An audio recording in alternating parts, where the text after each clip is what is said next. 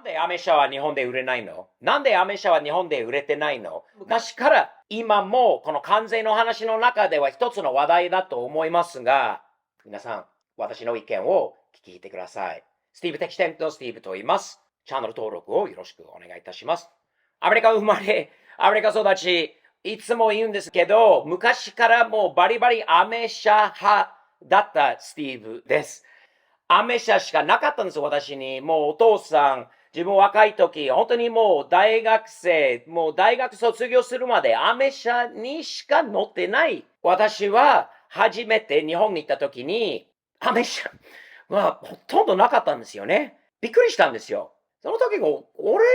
と思っていろいろ考えて、その時からもう日本車の良さとかいろいろ知るようになって、日本車のかっこよさとか、右ハンドル車のことも初めて知ったし、いろんなことなんだけど、なぜ日本にアメ車がないのか。でいつも私は思ってたんですが、まあ、今ね、関税の話の中でトランプが、これはフェアじゃないと。アメリカに日本車いっぱいあるんだけど、日本にアメ車がないと。なぜでしょうかね。日本に5、6年ほど90年代住んでた頃、この課題に関しては考えたんですよね。日本でヨーロッパ車、ドイツ車、ベンツなどいっぱいあるのに、アメ車がない。いつも思ったんですけど、今でも多分そうだと思うんですが、アメリカのメーカーの努力が足りないというのは、大きな原因だと私は思っております。日本は大きな市場です。ドイツのところも入れたのに、ドイツのメーカーも他のヨーロッパのメーカー頑張ってるのに、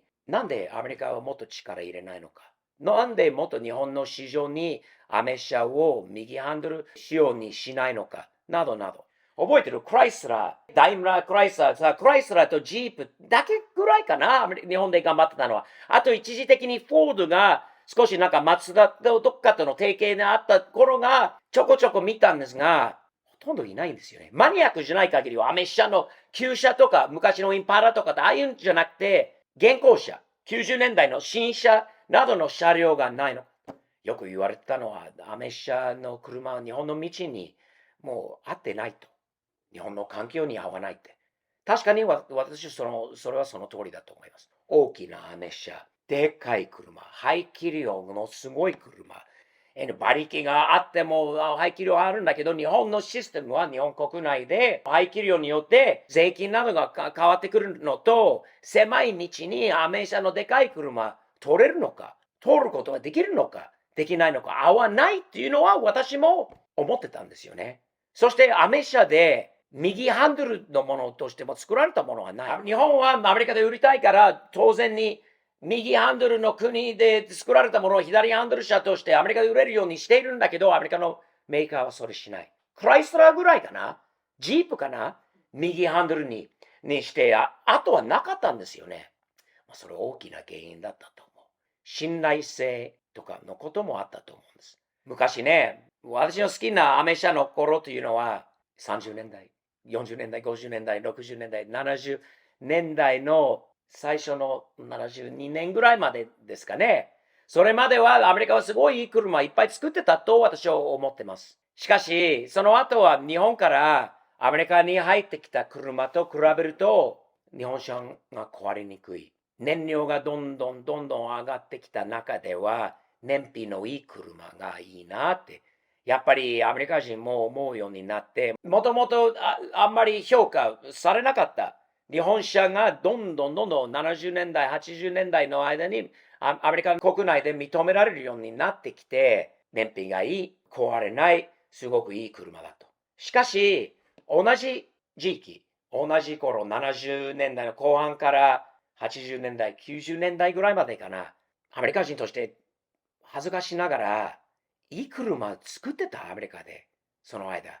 これはアメ車だっていうのは非常に少なかったような気がするんですよね。アメリカでの車が燃費が良くなくて壊れやすくなっちゃって、デザインもあんまりっていうのもあったり、そしてそれでもう海外に、ヨーロッパとかに、その輸出などに力を入れようとしてなかった。売れなかったのか、もっと頑張れば売れたのかわかんないんですが、あんまりいい時代じゃなかったんですよね。アメリカで作られた時、その80年代と90年代って。まあアメリカはトラックとか、そのあったんだけど、自動車の中で、一般車の中では、あまりいい車がない頃だったので、売れなかったっていうのも一つはあると思います。90年代もう今でもそうだと思うんですが、日本に行くたびにいつも思うんですけど、他のね、BMW は独自のディーラーがあって、昔、並行輸入車が多い頃があった。あと一つのなんかドイツ車の窓口があったと思うんですが、みんな独立して日本にお金投資してディーラーを作ったり、その整備工場も作ったり、あれしたりしていた他のメーカーと違って、アメ車のメーカー、フォード、GM、クライスラー、どれも日本で独自にそのディーラーのネットワークを作ろうとしてない、努力してない、日本のマーケットを見て、どうせ売れないんだろうという頭だったのか、めんどくせえからやっても意味がないのか、なんでかなと。もしくは、十分にアメリカ国内で売れてるから、日本なんかはあの市場関係ねえという甘い考え方だったのか、わかんないんですが、不思議だなと思ってたんですよね。どちらかといえば、私若い時に日本語喋れるようになって、フォードで面接受かったんですよ。それで日本はという話したんだけど、あんまり日本の話にならない、海外の話しない、アメリカ国内の市場が十分だったっていう甘い考え方だったのかなと思うんですよ。動力が足りない。車の良さが足りない。アメリカの政治家を文句長年言ってきただけで、でも動力がなければ売れるわけないもんね。日本の市場で。物が合わないともちろんあるかもしれないんだけど、今となってアメ車が良くなったと思いますよ。アメリカの国内でいい車また作られるようになった時代になったんですが、なんで売れないのかって。売れても修理は他のことは日本のマーケットを十分に考えてないアメリカの自動車メーカーだなという私は昔から今でもちょっと感じていますが、一つはその中で昔のもうアメ車の話とちょっと違ってくるんですが、テスラ、メイドイン USA のテスラ、イーロン・マスクのテスラ、日本で結構増えてるんですよね。ディーラーのネットワークテスラは独自であるのか。イーロン・マスクになったらやっぱり日本の市場も見て美味しいんだろう。これは売らなきゃいけないんだろうと思ってて、テスラはなんか他のアメリカのメーカーと違うアプローチしているのかな。素晴らしい車であること、電気も、今も電気でみんな行こうとしている中でテスラは頑張ってるんだけど、結構売れているようですよね。他のアメ車と違って。不思議だなと思いますが、皆さんどう思いますか？アメ車、今のアメ車、もっと日本で売れる？右ハンドル車にしたとしても、ドイツ車はそのままで、ヨーロッパ車は左ハンドル車、そういう問題じゃないんだよね。料金所とかは左、右、今両方があって、そういう問題じゃないんだけど、何が問題なのか。質？サポート？値段？何なんでしょう。それか、やっぱり、昔からよく言われてたことは、日本車が日本の国内市場に一番合っている車。日本のために作られている。狭い、厚い、もう